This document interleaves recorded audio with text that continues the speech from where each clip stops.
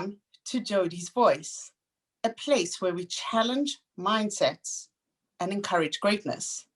I'm Jodi Samuels, the founder of Jodi's Voice, and I wear many hats in my life. I'm an author, a speaker, an inclusion activist. I run a not-for-profit. I'm a mom, I'm a wife, I'm a world traveler.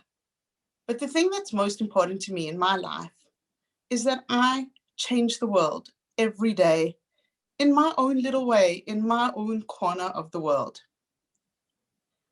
I recently published my book, Chutzpah, Wisdom and Wine, The Journey of an Unstoppable Woman, and it's available on Amazon as an ebook or print. As part of Jodi's Voice, we have many series where we try to give different perspectives and voices and angles to conversations, and they're not always the easy conversations. Part of this series is on inclusion in honor of Jewish Disabilities Awareness and Inclusion Month, which is in February. And it's a topic very close to my heart, as I have a child with Down syndrome. And each of these talks will be 10 minutes with people who I hope will challenge your perspective and make you think about the issues. So we have in the series, Richard Bernstein, a blind Supreme Court Justice, Rabbi Rafi Feuerstein, an inclusion activist, Orly Wahab, who is the kindness queen from the Kindness Boomerang, Slavi Wolf, a Torah educator and teacher. And today we have a longtime friend of mine, Beth Steinberg. I met Beth when I was at the beginning of my journey in trying to fight for the rights of my daughter. And I remember thinking, wow, Beth is such a powerhouse, a woman who herself has a child with Down syndrome, but has truly been a pioneer in the field of inclusion. Beth co-founded an organization called Chutzpah. It's inclusion programs based in Jerusalem. And they offer all year informal education programs for teens and young adults with disabilities. And Chutzpah believes that inclusion is important regardless of people's perceived abilities, their labels, or their functioning. In fact, Beth won an award from Nefesh B'Nefesh in 2017 for her programs. And now I'm going to ask Beth some of the burning questions I have for her, a lady who's on a mission to, in her own way, change the world. Beth, how do you believe we can create change, lasting change to a more inclusive society? You know, when I got started in my work at Chutzpah, I remember I went to visit. I was visiting and chatting with somebody, and I was describing to her the program that we had started. And one of the things that you didn't mention, not in any bad way, thank you for that lovely introduction, is that we also do camps twice a year for children as well.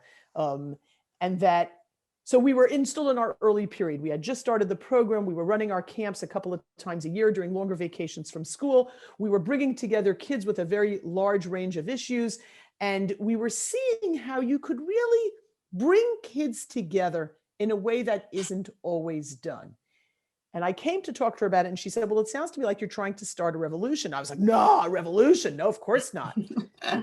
But it's funny that all these years later, and Chutzpah is now in its 14th year, yeah, I think so. And my revolution is my revolution here in Jerusalem.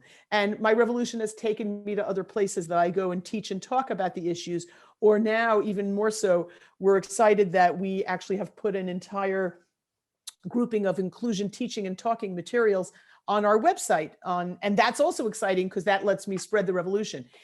But yet I think that, you know, my vision for inclusion in many ways is one of per community by community, meaning in the larger framework of the world, we all have become more sensitized to this idea that we are a world of diversity and difference. And almost everyone is touched by difference, disability, special needs, whatever word you want to use, in some way in their lives or someone close to them. So that already is clear to me. The challenge is, how do we build that more caring and understanding community? And then I think to myself, well, it isn't just about caring. I was reading something that somebody said the other day, and it was Jay Ruderman, an important figure in the world of disability advocacy. He talked about attitude.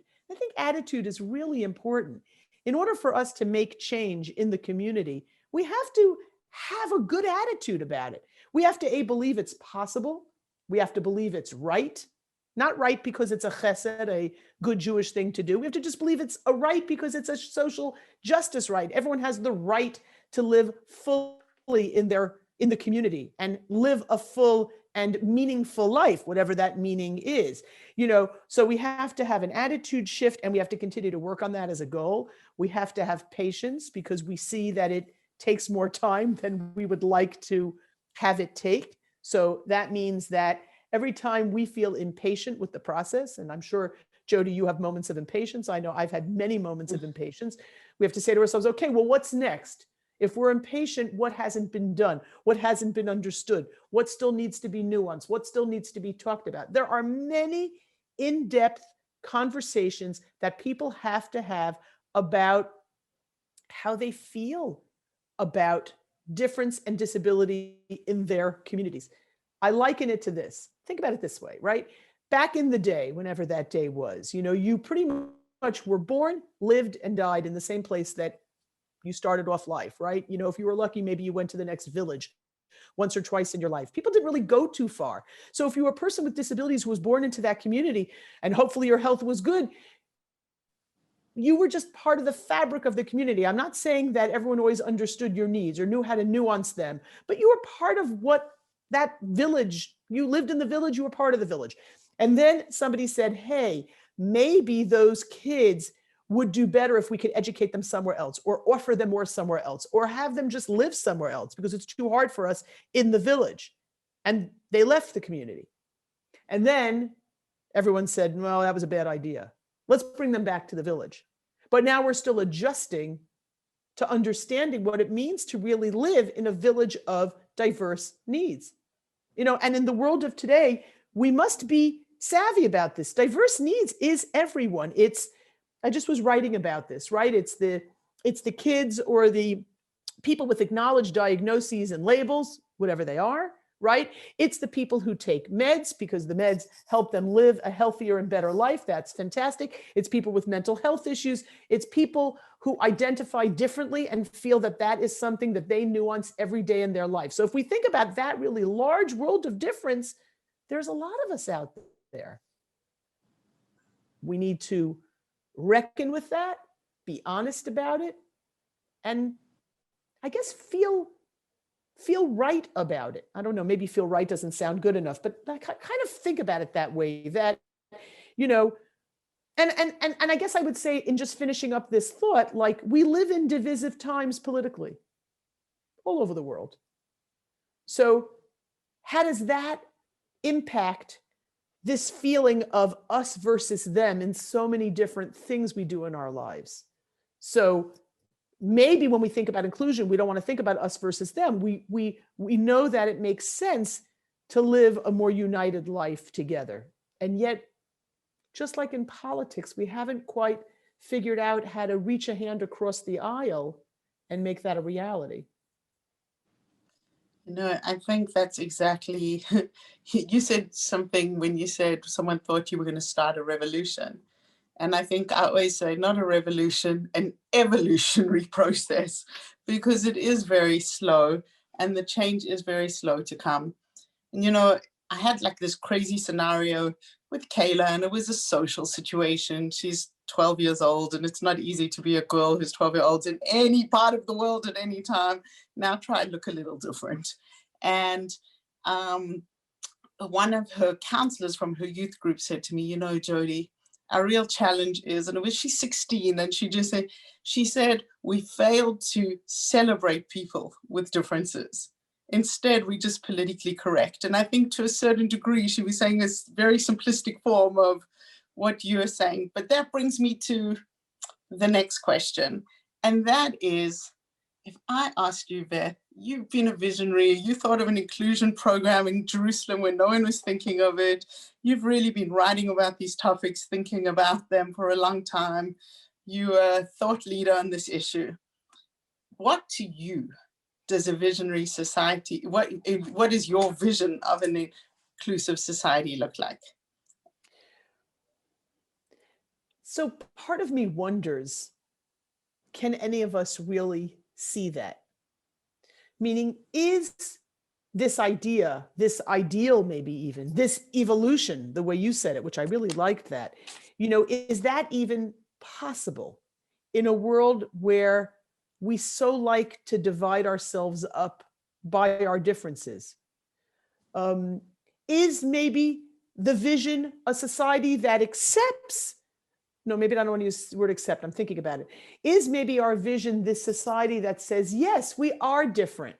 We're just not going to make a big deal about it anymore? Is it a society which no longer takes personal differences as personally? We teach and talk about this a lot at Chutzpah. This is interesting for me to think about this. Let me see if this works for us. We talk a lot about kind of a teaching concept that we call structured flexibility in the program. And we use it as an inclusive thinking thought, right? Meaning, because there's many different ways you have to teach your staff to open up their heads to everyone's different needs in the group. And the needs are very diverse. And we'll say, you're planning an activity and you build a structure. You had a goal, you built a structure, you planned this, you gathered the materials. Now you go to do your activity and nothing works out, because sometimes that happens, right? Your tech didn't, in this day and age, right? Your tech didn't work, or the room wasn't reserved the way you thought. The specialist didn't show up. A participant had a really big problem. And suddenly everything kind of fell apart. So how do you keep your cool? Well, there's a few things. If you really built a good structure and you thought about everyone's needs in advance, you might have already said to yourself, and if nothing works, I got this in my back pocket. Another thing you might have just done is just, you planned it the way you planned it. And because you were thinking flexibly from the beginning, you're able to keep your cool better and know that it's not personal. It's not about you, that people are different. And therefore, sometimes not everything works out according to plan. That perfection is not the goal, but being together as a group is perhaps important if that was your goal, or whatever else your goals were. And I think if I extrapolate that further, like we've thought a lot about this idea, this flexible thinking idea, as something that's gotten us through the pandemic, because you got to be flexible all the time. You got to rethink things all the time. You got to constantly shift. You got to pivot. How many times are we all going to pivot and change? And yet that flexibility has given us a certain stability in uncertain times. And maybe the vision for the inclusive society we all need to live in is where we find a way to find stability when nothing feels even. Like an expectant mother might go through a lot of tests when she's pregnant in order to ensure the health of the child to come, right? And yet your child could be born and something unexpected could show that no amount of prenatal testing will have observed. Finding your stability in that suddenly unstable moment might help you find your way as, this vision of inclusive society. And then the people around you might find their way in your little piece of your inclusive society. I don't know. I think it's really up to us, not meaning us necessarily only people working, let's say, as activists, but it's up to us to also work at these things, to begin to understand that inclusion is really just taking the time to think about others. Well, I'll give you one last thought. You're in the grocery store, right? You're in a hurry. You've got like a few items, and it's finally your turn to pay. And the clerk is, I don't know, slow as molasses. You're like going to rip your hair out. Your phone is ringing, whatever. We can add in all those things. I've had these moments, and suddenly I think to myself, wait a minute, that clerk, she might have some kind of special needs. She seems perhaps like she might. And then I relax and I realize that if it takes me a few extra minutes to get out of the grocery store, it will not be a tragedy. and that this person's got a job. And I'm so pleased that they're my checkout clerk. Suddenly I've had a complete mindset switch. I've thought flexibly. I allowed myself to remain stable. I didn't lose my cool, and the world continued to turn. And maybe that's our vision for inclusive society, is to delve into these moments, to discuss our fears about people who are, people with disabilities, to discuss what we know, what we don't know, what questions we want to ask, and how that will help us have those moments of clarity so we can all live together in a more equitable way. I love the concept of a flexible way of thinking, which will ultimately equal a flexible society, because if anything in the last year, the whole world had to pivot and figure out how to be more flexible. And maybe, just maybe, this could speed up our evolutionary process of people being more flexible about thinking of many different things in different ways, not just how you go to work and how you educate your children, but as a society in general. I Beth, think it's, oh, I apologize. I was going to say, I no, really go think ahead, it's go so ahead. true.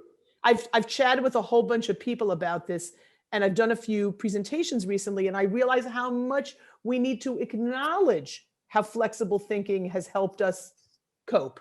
Anyway. So thank you, Beth, for this short but insightful conversation. And I'm sure people can find you on Chutzpah, on your website. You have ample resources, you have programs for children, you have teaching resources, and I hope people can benefit from the Chutzpah programs and the Chutzpah resources that you bring to the table. And for those people who would like to watch the series, you can find it on Facebook. It will be on Jodi's Voice on Facebook, on Jodi's Voice, the website, Jodi's Voice on Instagram. And of course, if anybody would like a copy of my book, because what would life be without a pitch to my book, Chutzpah, Wisdom and Wine, The Journey of an Unstoppable Mom.